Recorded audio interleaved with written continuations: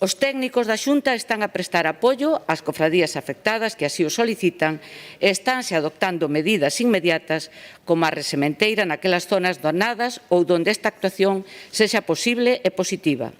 Non obstante, hai que agardar a ter unha avaliación completa do estado dos bancos e a contar co informe detallado da situación que acheguen os representantes das cofradías en cada un dos casos. Quintana aludiu tamén a que a Xunta puxo a disposición do sector máis de 2 millóns de euros para actuacións nos bancos marisqueiros, uns fondos que, segundo ela, poderían empregarse para facer fronte ao impacto das inclemencias meteorolóxicas e da baixa salinidade das augas. Cabe sinalar unha vez máis que nas últimas semanas saíron publicadas no Diario Oficial de Galicia nunha nota de prensa varias convocatorias de axudas para proxectos colectivos de mellora das zonas de produción e protección dos ecosistemas, xuntando 3 liñas de apoio distintas para o sector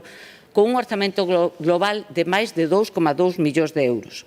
Estas liñas de axuda poden ser empregadas polo sector para paliar os efectos dos temporais nos bancos marisqueiros e estánse xerando xa vías de apoio alternativas extraordinarias como o incremento do crédito para estas ordes e analizando outras posibles accións para as que tamén contamos cunha encomenda de xestión realizada a un medio propio da Administración como é a empresa Seaga. Unhas achegas que para o Bloque Nacionalista Galego serán insuficientes, polo que insistiu na necesidade de sacar unha liña de axudas extraordinaria para poder facer fronte á perda de ingresos do sector marisqueiro, os máis prexudicados por esta situación.